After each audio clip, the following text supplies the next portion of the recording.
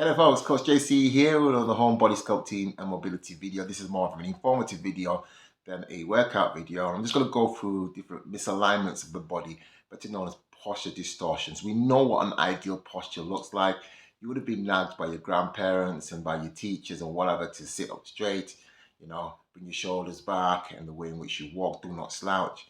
But I'm going to go a little bit more into detail as to why it is that important in regards to your health. Now, one of the main things that we look at here is feeling good within your body. It doesn't matter if you're able to run a marathon and you're able to push 20 kilos over your head or what have you, and you've got a six-pack. Yes, people might applaud you, well done, but how do you feel within your body? If you're constantly in pain, you're always having these shooting sensations because of things like sciatica and pinched nerves, or you've got a restriction in terms of your movement, so even just getting down to pick up something feels like a real chore, then you're not feeling good within your body. And the reason why this tends to happen is because it starts from the base of a good posture. Once you've got a good posture, the body will move and it will comply. It will do what you want it to do. Therefore, you don't need to associate the pains, the aches with aging. It isn't aging, it's just making sure that your posture is right. So when you go to the gym, that should be pretty much the same. The one thing you should be looking at, how do I correct my posture?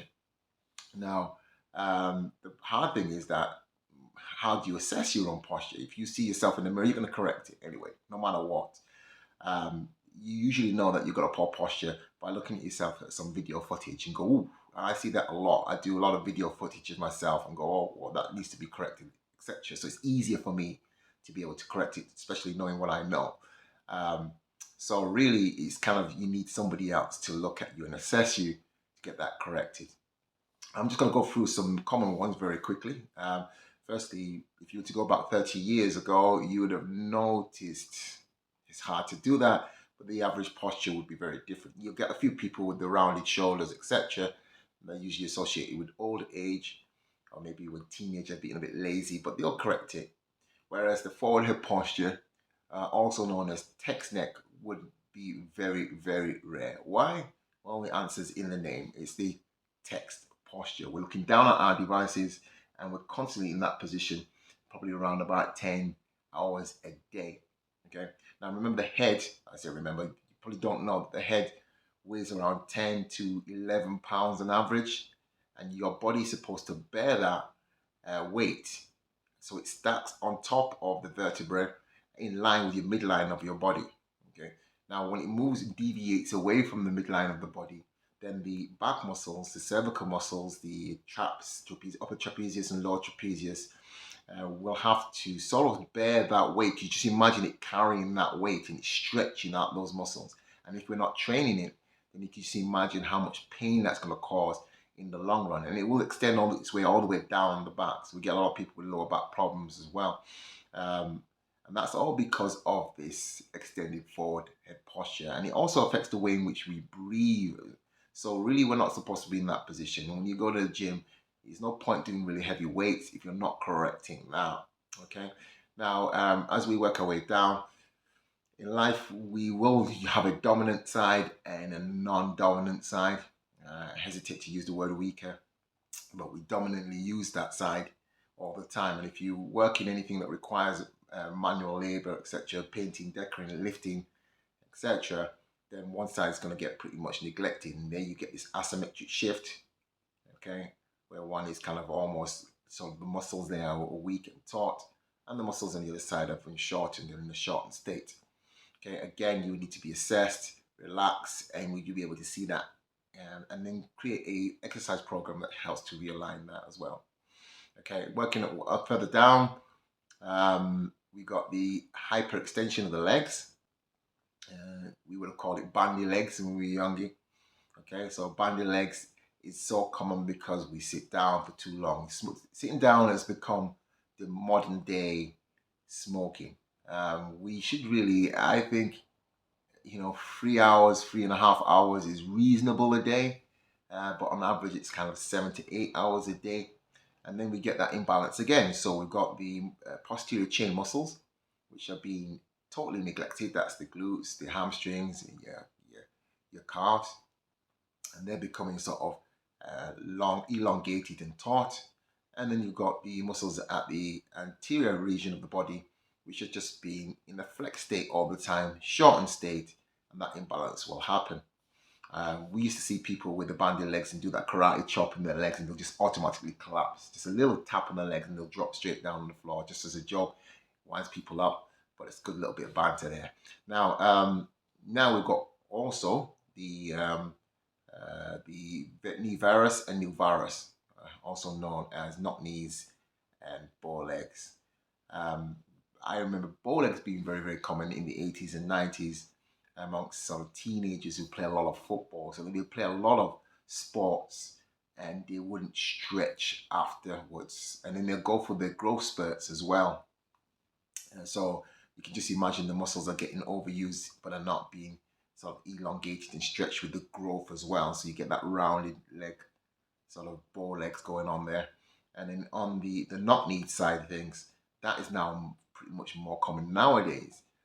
Not good if you have sort of knock knees or knee valgus. It's not a good idea to be doing long distance running at all. You just imagine, again, like I told you, the impact should be going into the feet, which are designed to absorb the impact on the ground, and that should vibrate its way up the body. But if you're hitting the ground, your knees in that shape, that Q angle going on here, then of course it's going to be on the knees, the impact. I have to deal a lot with people who have stress fractures, and I'm almost like I know exactly what's caused it. You do a lot of long distance running, your feet tend to move in this direction when you run, as opposed to in that direction, which is the correct way it's supposed to be. Okay, and that's just a little bit of a dig at PE teachers. I used to be a PE teacher, and we're not taught to correct people in the way they move anymore. It's just facilitating. So we put on a good show for the kids. They have a good time. They love you for it, but they've not learned how to move. And no one's going to hold you accountable for it, because it's only like 10 years down the line that you realize what the problem is. All right. And then we've got like I said, the pronation of the feet, or the way in which the feet are pointing. So we've got the inward rotation, which is the inward tibial rotation, so, okay, and the external tibial rotation, like so. Let's go again. Nicknames, we'll call it almost duck feet and pigeon toes. And again, I use the analogy of a shopping cart or trolley. And if you've got a shopping cart and the wheels are pointing in that direction, or in that direction, you'll know it will just sort of veer all over the place and create that noise. And if you force it, then you may damage the trolley, or the wheels might fall off. Well, the same is with the human body. Okay, it needs to be tracking in that direction. And if you are squatting, for example, and you're not actually traveling, check to see that your knees are actually traveling over or in line with your second and your third toe. If it does that, then that's great. If it's not, you might get that little clicking in your heels or clicking in your knees, which makes it very uncomfortable. You might not enjoy squatting. So that needs to be aligned as well. And the final thing I'm going to address is the flat feet, which is so common. In a nutshell, as technology develops, think about what technology does. It's there to make life more convenient for us. And as we rely on these new technologies, at the same time, the body has muscles that are designed to do those jobs. So what we do is we make them redundant. So a flat feet pretty much says, hey, the shoes will do the job for you. We've got these beautifully designed shoes with the perfect arch in there, and it's doing the job that your foot muscles should be doing. So it's just said, okay, I'm out of a job, and it just collapses on you. Again, I know there are people who are born with flat feet, but there is a solution for everything, really. And you just need to come to the right person, and I am one of those people. So if this is something that appeals to you, come and join the home body sculpting and mobility community. We're not just dealing with posture, we're dealing with general health. But remember, our ultimate goal is to feel good in the body. So we feel great, look good, and enjoy moving. So sign up for a 14-day free trial. No quibble, no obligation. If you don't feel it's good for you, I'd appreciate your feedback, of course, and building this community.